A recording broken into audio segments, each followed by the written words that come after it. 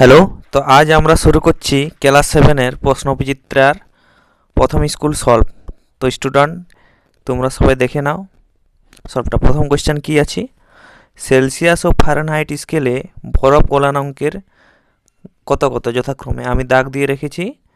উত্তর হবে B, 212 degree, যথাক্রমে 0 ডিগ্রি সেলসিয়াস। যাদের যাদের দেখতে অসুবিধা হবে তারা স্ক্রিনশট নিয়ে নিতে পারো। তারপর আসছে আমরা দুই দাগের কোশ্চেনে দেওয়া আছে zinc plus copper sulphate equal to reaction হচ্ছে জিঙ্ক সালফেট প্লাস কপার। তো এটা আমাদের বিক্রিয়ায় ক্লাস 7 বিক্রিয়ার বইয়ে দেওয়া আছে, ভালো করে তোমরা পড়ে নেবে কি করে হচ্ছে। এটা হচ্ছে একটা প্রতিস্থাপিত বিক্রিয়া। উত্তরে আমি দাগ দিয়ে রেখেছি, অপশান ডি হবে উত্তর। 3 নম্বর কোশ্চেন আছে লিন তাপ পদার্থের কি করে লিন তাপ পদার্থের অবস্থান্তর ঘটায়? Option C. তারপরে 4 নম্বর কোশ্চেনে আছে সোডিয়াম প্লাস আয়নের ইলেকট্রন সংখ্যা কয়টি? দাগ দেওয়া আছে আমার এখানে 10টি। সোডিয়ামের পারমাণবিক ক্রমাঙ্ক বা প্রোটন সংখ্যা হয় 11, মানে পর্যায় সারণীতে সোডিয়াম 11 নম্বরে আছে, তার মাথায় প্লাস চার্জ চিহ্ন আছে, তার থেকে একটা কম হবে, তার মানে হবে 10।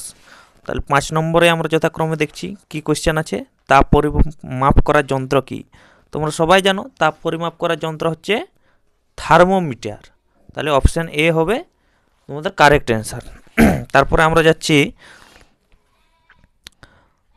2 দাগের কোশ্চেনে সংক্ষিপ্ত প্রশ্নের উত্তর দাও। দিয়ে আছে কোনো পরমাণুর ভর সংখ্যা 23, পারমাণবিক সংখ্যা 11, নিউটন সংখ্যা কত? নিউটন সংখ্যা ভর সংখ্যার থেকে পারমাণবিক সংখ্যাটা বিয়োগ করতে হয়, তাহলে 23 মাইনাস 11। তাহলে আমরা নিউটন সংখ্যা পেয়ে গেলাম। কত হলো তাহলে স্টুডেন্ট? 12 হলো আমাদের নিউটন সংখ্যা।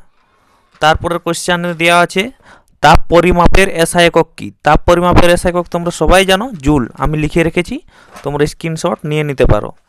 3 নম্বরে আছে পরিবর্তনশীল যোজ্যতা দেখায় এমন একটি মৌলের নাম এবং তার প্রতীক চিহ্ন লিখতে বলছে। তাহলে পরিবর্তনশীল যোজ্যতা দেখায় কি? ক্ষারীয় ধাতু, যেটা পর্যায় সারণীতে প্রথমেই রয়েছে হাইড্রোজেন পরিবর্তনশীল যোজ্যতা দেখায়। তারপরে কোশ্চেন আছে 10 গ্রাম বরফকে 10 গ্রাম জলে পরিণত করতে কত পরিমাণ তাপের প্রয়োজন? এটা হবে 1000 ডিগ্রি। তারপরের কোশ্চেনে 3 নম্বর কোশ্চেন কোনো বস্তুর উষ্ণতা 20 ডিগ্রি সেলসিয়াস হলে ফারেনহাইট স্কেলে তার মান কত হবে? এটা 2 নম্বরের কোশ্চেন, তাই এটা আমি আগের থেকেই করে রেখেছি খাতাতে। এটা সূত্র তোমরা জানো, ফারেনহাইট স্কেলের কনভার্ট করতে কি সূত্র লাগে? সূত্রটা হচ্ছে C/5 F - 32/9। আমি আগে থেকে করে রেখেছি, এই যে C/5 F - 32/9। সি মানে ওই ডিগ্রি যেটা দেওয়া আছে 20, তার নিচে আছে 5 সমান F - 32/9। তাহলে 5F ইকুয়াল টু 5 গুণিত 32 মানে 160, আর এদিকে হচ্ছে আড়াআড়ি মানে গুণ হবে। তোমরা জানো এটা হচ্ছে সমীকরণ গঠনের সূত্রগুলো। 180 আর 5F সমান 180 প্লাস 160, F সমান 340/5 মানে 68 ডিগ্রি সেলসিয়াস উত্তর হবে। তারপরের কোশ্চেন রয়েছে প্রদত্ত যৌগগুলির সংকেত লিখো। সংকেত আছে অ্যালুমিনিয়াম সালফেট এবং সোডিয়াম নাইট্রেট। তাহলে সোডিয়াম নাইট্রেটের সংকেত কি? Na হচ্ছে সোডিয়ামের সংকেত, আর নাইট্রেটের সংকেত হলো Na3-। আমি লিখে রেখেছি পাশে, তোমরা নোট করে নিতে পারো। আর আছে অ্যালুমিনিয়াম সালফেটের সংকেত হচ্ছে Al2S-। তারপরে রয়েছে ক্লাস 7-এর একটা ইম্পর্টেন্ট কোশ্চেন সমতা বিধান আছে P4 + I2 = PI3। তো এটা আমি আগে থেকে খাতায় করে রেখেছি, তোমরা দেখে নিতে পারো। এই যে বাম পাশে আছে P4, বাম পাশে ছিল P4টা মানে ফসফরাস 4টা, ডান পাশে ছিল একটা। তাহলে ব্যালেন্স করার জন্য 4টা ডান দিকে দিয়ে দিয়েছি আমি। তারপরে কাজ হলো আয়োডিনের কাজ। আয়োডিন ডান পাশে ছিল 3টা আর বাম পাশে ছিল 2টা। তাহলে আমি আগের দিকে 6 দিতে হয়ে গেল, 6 দুগুণে 12টি, আর ডান পাশে 4 3-এ 12 মানে ব্যালেন্স। 4টা ফসফরাস আর 6টা আয়োডিন হয়ে গেল, টোটালি ব্যালেন্স হয়ে গেল আমাদের। তোমরা স্ক্রিনশট নিয়ে নিতে পারো। তারপরে আমরা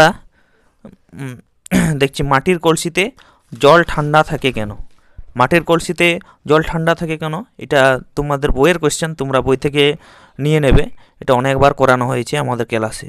ওটা লিন তাপের জন্য হয়, বড় করে দেওয়া আছে টেক্সট বইতে, তোমরা দেখে নেবে। তারপর আসছি জীবন বিজ্ঞানের পোর্শনে। লোহিত রক্তকণিকাতে উপস্থিত প্রোটিনটির নাম কি? উত্তর হচ্ছে হিমোগ্লোবিন, আমি দাগ দিয়ে রেখেছি।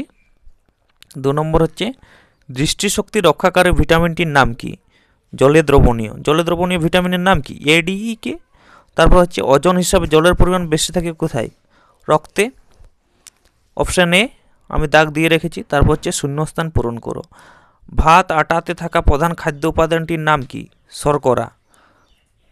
মেরাসমাস রোগটি প্রোটিনের অভাব।